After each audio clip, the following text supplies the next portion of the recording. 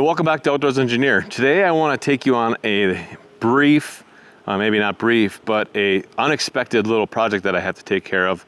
And this was actually kind of a really unplanned video. I didn't see it coming at all. But same with the project that I got to work on, did not see it coming at all. But it really is going to portray what it's like to be an avid DIYer like I am. I really don't like to hire things out or any fixes or projects to other people. I like to try to figure out how to do them myself, save a little bit of money, and get it done. And then there's the satisfaction of actually figuring out how to fix something that you're really not very familiar with. So to make a long story short, yesterday I got home from work about 5 p.m., walked in the house, realized, hey man, it's really stale in the house. We have central AC, which is external condensing unit, or I don't even know what to call it, heat exchanger outside, and then goes to the forced air furnace, which has a unit in it, and it blows cool air throughout the house. Got in the house, 72 degrees, high humidity. Outside it's probably up close to 80, 65, 70 degree dew points, so really sticky and muggy outside. And it's like, man, AC's not working. Tried to swap out the thermostats. Thermostat was fine, was working fine. Went downstairs, opened up the control area in the furnace, and there was no power going to the control board. It smelled like burned electronics. It's like, hey man, there's something wrong with the control board. So got on the phone, tried calling a couple HVAC contractors in the area, see if they could source me a control board for the furnace. Called one about 45 minutes away, said, I think I got one at the shop, let me go check. Ended up not having one, but he said, most likely my supplier will have it. I'll call them in the morning, 8 a.m. the next day. So at 5:30 p.m., 6 p.m. last night, didn't have any parts, gonna have to go the night without AC in the house. So we had to do something. It was getting to be 75 degrees in the house, and decided, hey man, we gotta do something. Maybe we got the camper right behind us. Maybe we could sleep in the camper tonight. So we don't have on this house a way to connect to 50 amp circuitry for the camper so that we can run AC, even 30 amp. I got one on the shop, but that's too far from the house. We want to have something closer. So I was like, I've got plans, I've got the stuff. I want to put in a camper outlet, 50 amp camper outlet, 50 amp supply. Last year I spent all the time putting in the conduit for running 50 amp. And it's like, hey, let's just hook something up quick so we can have AC in the camper and be able to sleep in it. So we ended up sleeping in it last night. But last night, after we found out I couldn't get parts for the furnace till today, Tuesday, I decided to take action and make it so that we could be comfortable in the camper overnight and have at least 30 amp hookups so that we can run an AC or two in the camper. And what I ended up doing last night, looks kind of hokey right now, but I've got this is something that I installed last year. You can check out the video where I installed this patio out here, but I ran this conduit in the ground with plans at some point to run a wire over in that area to park the camper.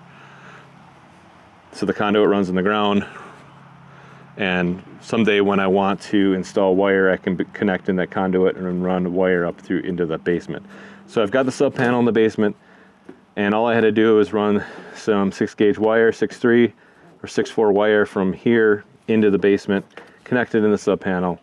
And I ended up not having quite enough wire, just enough, and I was able to hang this RV outlet box right here on the edge of I just got a little board hanging here, and it's just hanging here, and it's working. I've got my 30 amp cord hooked up, running across over to the camper, and it actually worked. I've got the huge surge protector and in the RV, so I'm able to connect into it, see what the voltage is. And I only had, when I was running both ACs, it was probably only pulling about 15 to 20 amps, and the voltage only dropped a little bit. It was 117 was the voltage, so there was no issues with running both ACs on only 30 amp.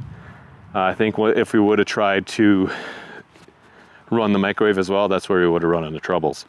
So this morning, Tuesday morning, got a call from Josh down in Merrill, and he said, hey, I was able to get the control board, and it'll be here by 10, 11 o'clock in the morning. So ran down this morning and I went and picked up that control board. So now we got to get downstairs and go get that control board installed in the furnace, and hopefully we can get the AC back on, because that's really needed in this hot and humid weather.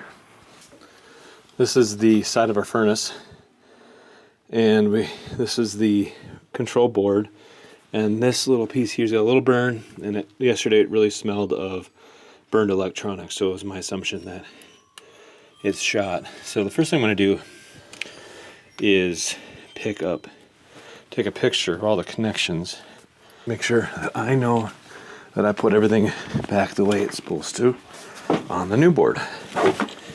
The next thing I'm going to do is actually I'm going to mark roughly on these wires which slot they're in.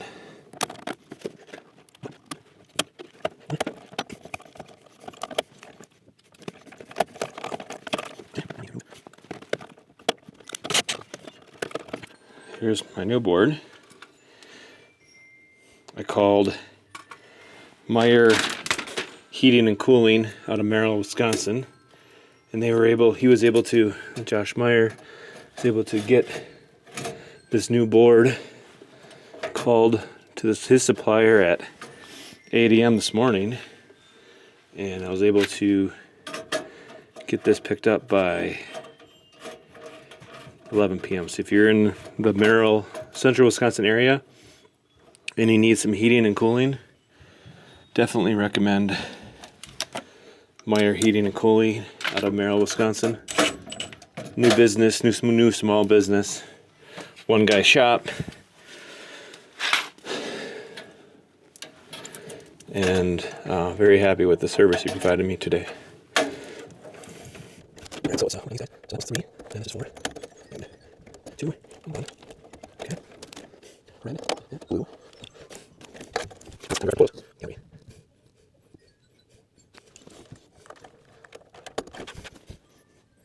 And this one goes right here. Goes up here. And blue. And red. Right side. So we got green on the bottom. We got this red and yellow.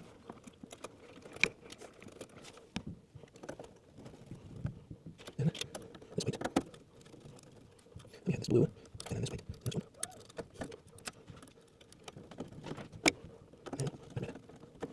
Thermostat. Okay, so get the thermostat off. It's 75 upstairs. I'm going to flip the power switch on.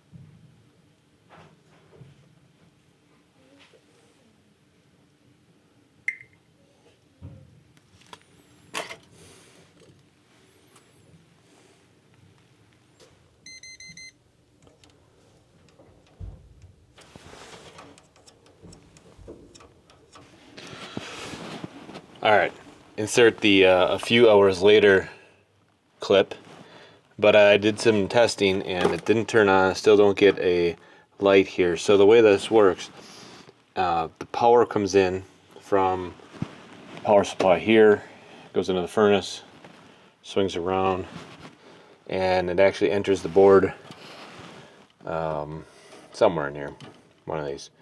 But then the power leaves right here, 120 volt leaves, goes over to a transformer right there, gets converted to 48 volts or 24 volts, and then it's supposed to go into the board right there.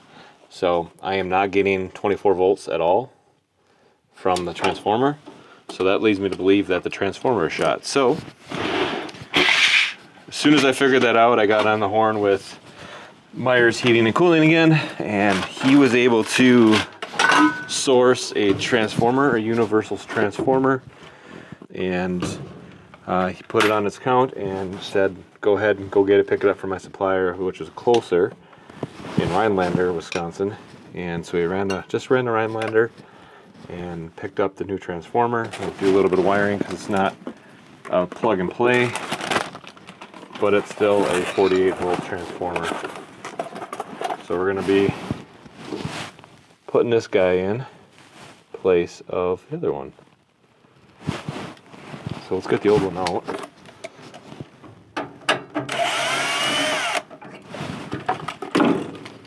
Single screw. Oh, no, that's not one.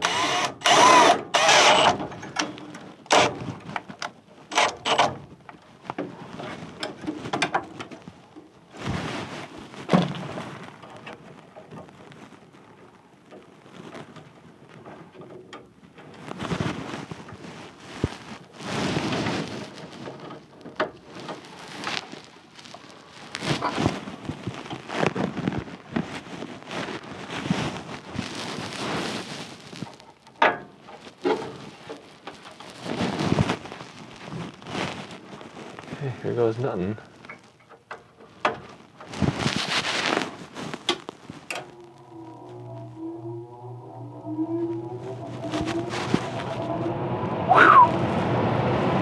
It works.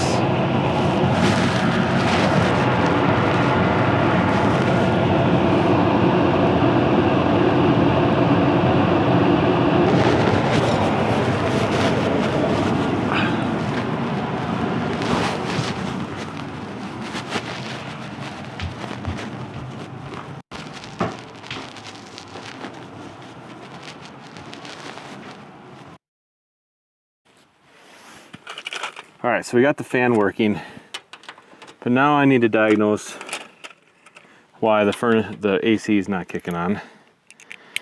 The furnace is working, and I came out here to see if I could hear it come on, and I was looking into it. I could smell dead animal, so I, at one point found dead stuff inside this little box is where all the controls are at, and my only assumption is that there's something that crawled in there, chewed a wire, and died, and has caused stuff not to work on the board. Hey, look at that. Mice have been playing around in here. Good Lord. It's gross, dude.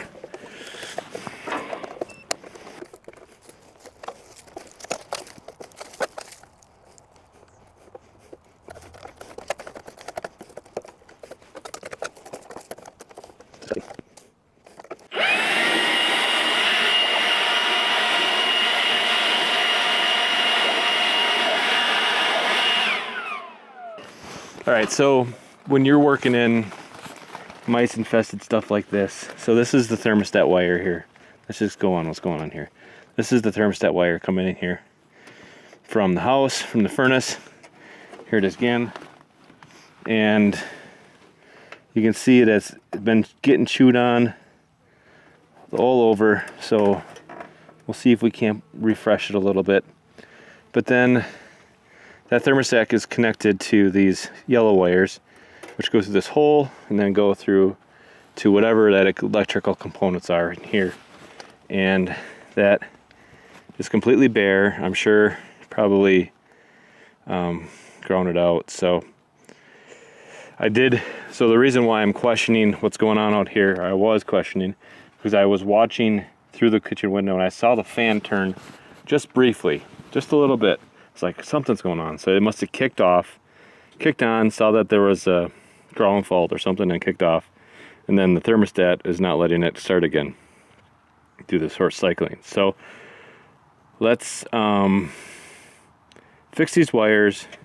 I gotta probably renew this, but I need to figure out a way to clean all this out of here. And maybe once it cools down, I'll come back and I'll kind of disassemble it a little bit and get the electronics out of the way and do some rough cleaning, but I need to figure out a way to make it so that the mice can't get in this compartment in the future, because I don't want to do this again. There's 4 or 5 dead mice in this little compartment here. Oh, it just stinks back here, man. All right, so I got a roll of wire, probably a little bit thick for what I need, but let's start with this one here.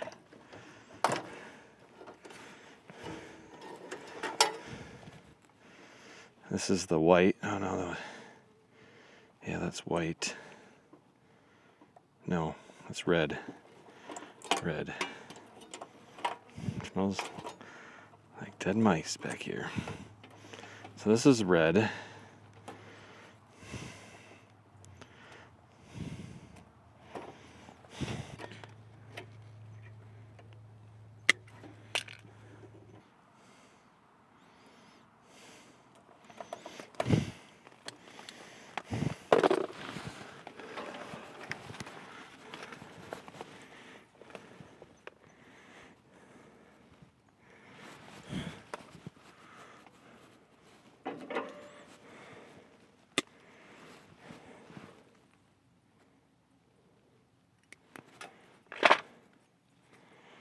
We'll connect red to red.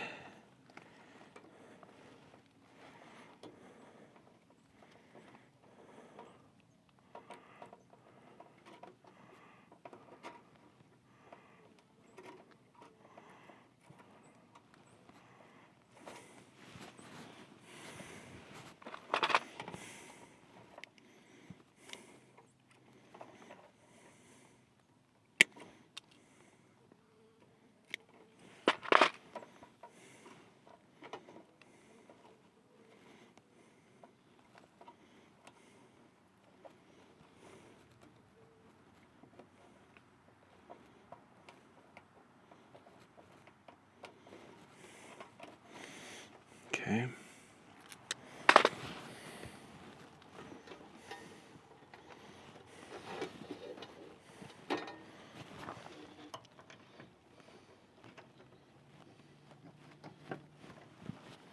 Okay. Now we gotta do this white. And this one we'll have to splice. This time we'll use black. Gotta cut the white a little bit shorter.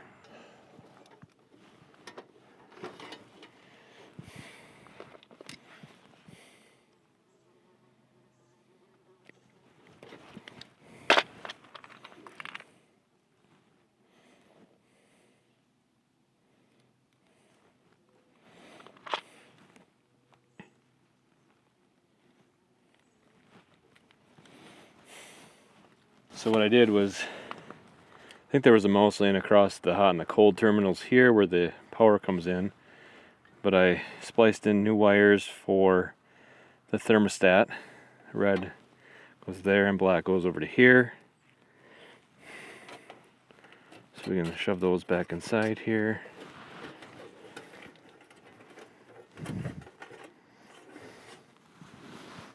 And theoretically that should be it. So I'm gonna jump on my app and we'll get move some stuff off of it here. Try to not step on any dead mice.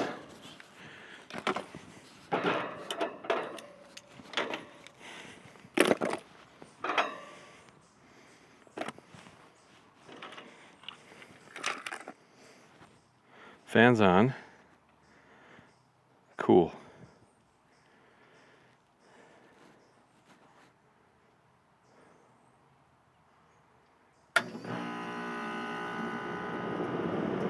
Woo! Fixed! Ha ha ha! That's awesome. That's what we do, DIYers. Don't need to hire somebody, but you gotta have connections to get the parts. And then be able to check for stuff like that crap down there. That's just disgusting. I don't even know what to do with that. I'm gonna button it up for now. And then once it cools down a little bit, we'll jump back in there, and I think I'll probably try to dismantle it and clean it out. Figure out a way to make it mice proofed. Honestly, this is probably what caused the whole issue here. Is mice probably got in here, chewed on these thermostat wires, somehow got them crossed, went backfed that, somehow blew out the control panel in the furnace, blew out the transformer.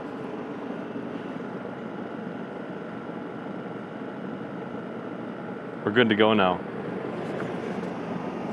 Damn little mice.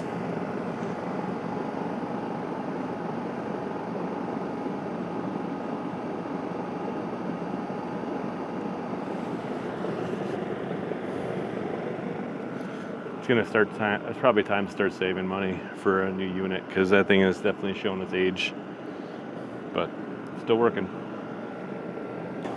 All right, as I button up this little project here, got my new wires in. Just want to put a shout out into Josh from Myers Heating and Cooling in Merrill, Wisconsin. He was very accommodating to my needs and worked with me, was able to get me the parts I needed really quickly. It was much better and much easier than ordering them online. I probably would have had the new board Wednesday or Thursday if I were ordered them online. And then I would have realized that I needed a new transformer, and then I would have had to order a transformer. And instantly contacted him, said, hey, I need a transformer. He called his supplier. I was able to go pick it up, and it worked out really nice. And it just goes to show that it's really good to go and work with your local businesses and local suppliers, because they usually are able to get these parts right away. Even though you're a DIYer and you can order stuff on the internet, it's really easy, really good to call your local people, because you can get it sooner than normal. Granted, I did pay a little bit more, especially for the board. I don't even know what I'm paying for the transformer yet, but I did pay a little bit more to get these parts same day out from the local guy. But I got an AC. It's only been 24 hours and I haven't had AC, and we got like 95% humidity right now. So I really want to thank Josh from Myers Heating and Cooling in Merrill, Wisconsin. Did not sponsor, did not give this stuff to me. I paid for it. Well, that was a fun day. I was really hoping that this video would give you insight to kind of what it's like to be a avid DIYer. You never know when projects like this are going to come up. I had plans this Tuesday afternoon. I had plans Monday and Tuesday to get a lot of business stuff done, some other projects around the house, and starting last night, as soon as I got home from work at 5 o'clock, it's been all on. We got to fix this AC, get it running again. And spent a lot of my time today, took some vacation time from work, and got out here, got the parts made. I think I drove 45 miles, 90 miles that way, and then another 45 miles to get the other part, so 130 miles a day just to get the two parts I needed, and we're in action. And it's been less than 24 hours that since I realized that the AC wasn't working. And again, shout out to Myers Heating and Cooling, Merrill, Wisconsin. And always shop local, guys. Shop local, and it makes the world go round. Cash is king. So thank you very much for being here. I'm very lucky to have you, and we'll see you in the next one. Bye.